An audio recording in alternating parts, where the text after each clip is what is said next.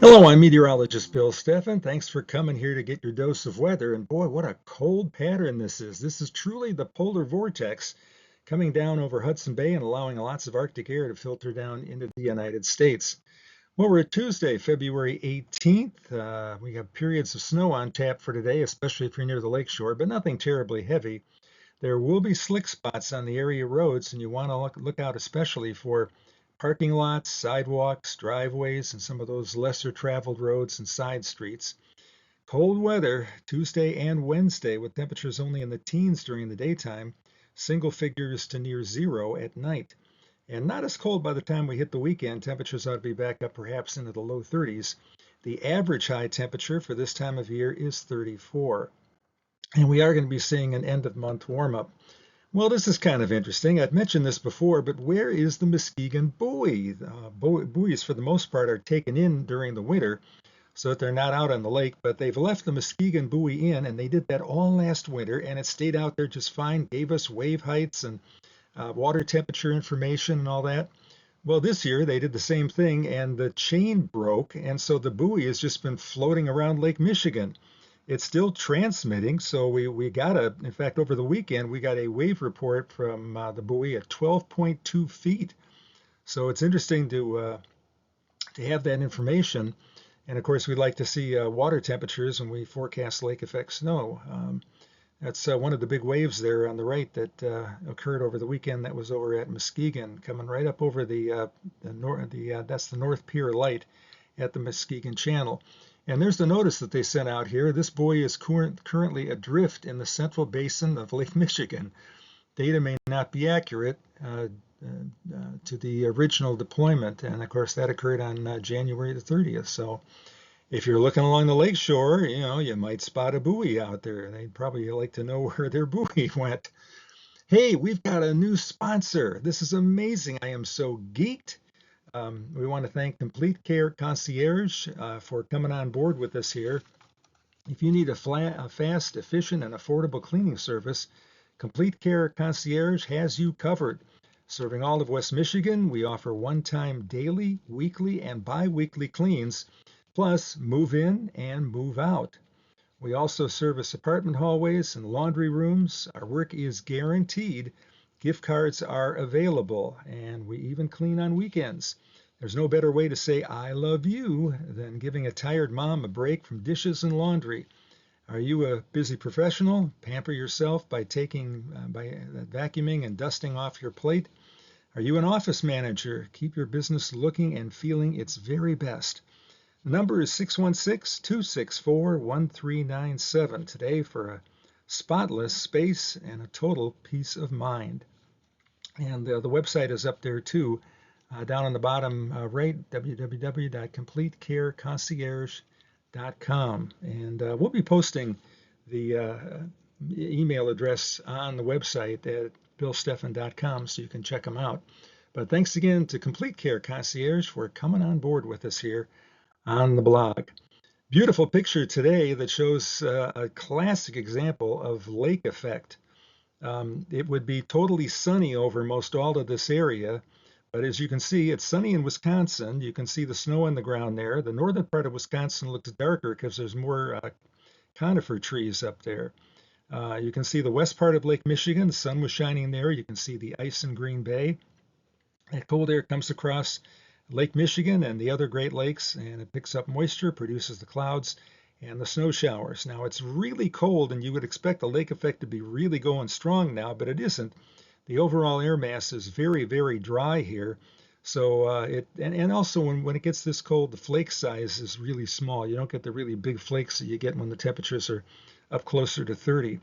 But this pattern is going to continue, so look for lake effect snow showers. Lakeshore areas could see another inch or two here during the day today. Just trace amounts of flurries as you go east and northeast of Grand Rapids. Here's how much snow there is on the ground.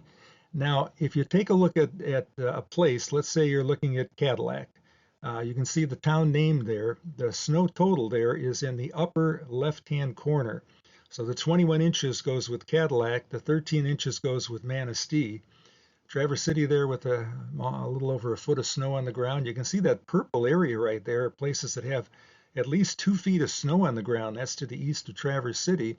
And up in the UP, there's the South Munising. It's not Munising City, but if you go a few miles south of Munising, there's a place there that has 46 inches of snow on the ground. Here's an update of season snowfall for you. We're up to almost 70 inches in Holland and Muskegon. Grand Rapids has topped 60 inches now. Kalamazoo, there are two places that measure snow in Kalamazoo. I put the one up from Western Michigan University. Some of the students involved in doing that, they do a great job. Lansing at 36 and Detroit farther away from the lake at 24.6. We keep watching Sault Ste. Marie. They've had 75 inches more snow than average to date. They're up to about 167. And the most at Painesdale, they picked up another 8 inches of snow, so they're up to 228.3.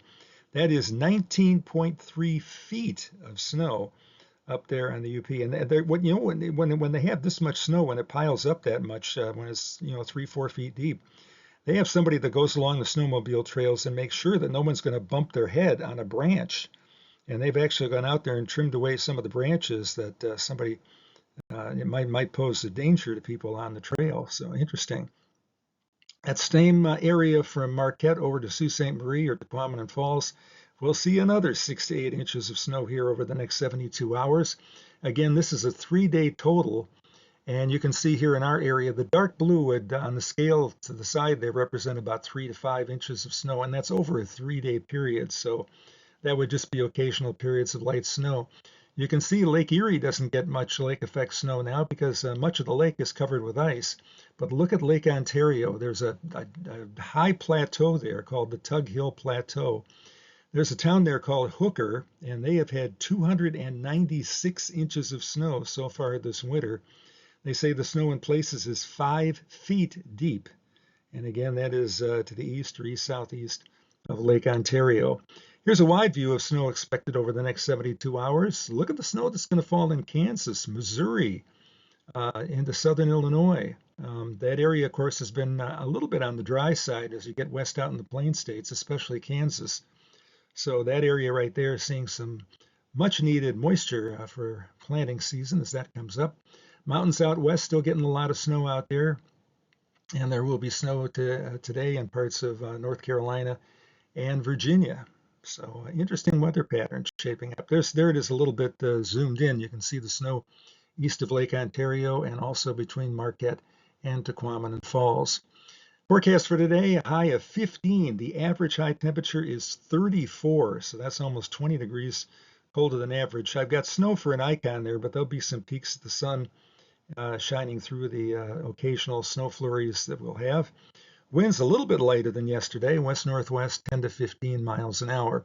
Here's high temperatures today. That purple area in the plains represents temperatures that are nearly 30 degrees colder than average. High temperatures today, look at that, minus 12 up in North Dakota. That's their high for the day. And temperatures all the way down in the upper teens down to the Texas Panhandle. That cold air will continue to sink down to the south.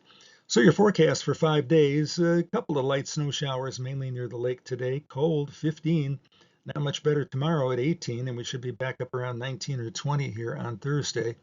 Look for temperatures in the mid-20s Friday and mid to upper 20s here during the day on Saturday. So no big storms here, but certainly the possibility that we'll be seeing some moderation as we head toward the weekend here, and that's a good thing. So let's take a look at the long-range outlook. For the first time, I think, in a month, we're in the yellow-orange here, and that means temperatures a little bit warmer than average for the period February 25th through March 3rd. I suspect that the Arctic air is shut off, at least temporarily, and temperatures will go above average for much of the country here for the period from late February to early March. So if you're getting tired of the cold air, there'll be some changes coming here toward the end of the month. A couple interesting ads here from daughter number 3. Pluto was discovered on this date in 1930. It was discovered by an astronomer, Clyde Tombaugh, at the Lowell Observatory in Flagstaff, Arizona. Now, Mercury is the smallest planet in the solar system at 3,032 miles in diameter. Pluto's less than half of that, just 1,476 miles in diameter. And you can see the headline there. It was a planet. Right now, we're calling it a dwarf planet. It's not a planet because it hasn't cleared its orbit of the other celestial bodies. There are other celestial bodies that share its orbit. So again, it's just a dwarf planet. When I was a kid, they told me it was a planet. There are 5 dwarf planets in our solar system. And an interesting note here kind of ties into West Michigan. The Lowell Observatory in Flagstaff, Arizona was named after Percival Lowell, an American businessman and astronomer from Boston who passed away in Flagstaff in 1916. Lowell, Michigan was settled in 1831. It was named after Lowell, Massachusetts. After one of the early settlers returned from a trip to Lowell, he liked the place, and so that's how it became Lowell. It was founded by Francis Cabot Lowell, who was a Massachusetts relative of Percival Lowell, and who went out to Flagstaff and who the observatory there is named after. That's where Pluto was discovered. And from what we can figure out here, Percival's grandfather was Francis's brother. Lowell, Massachusetts is about a 45-minute drive from Boston. And that's a picture of Pluto there. It's amazing we get pictures like that now. I mean, we didn't get pictures of the moon that were that good back when I was a little kid in the 50s. So once again, thanks for tuning in. I want to thank again Complete Care Concierge for coming on board with us as our sponsor. You'll hear more about them over the next month or so.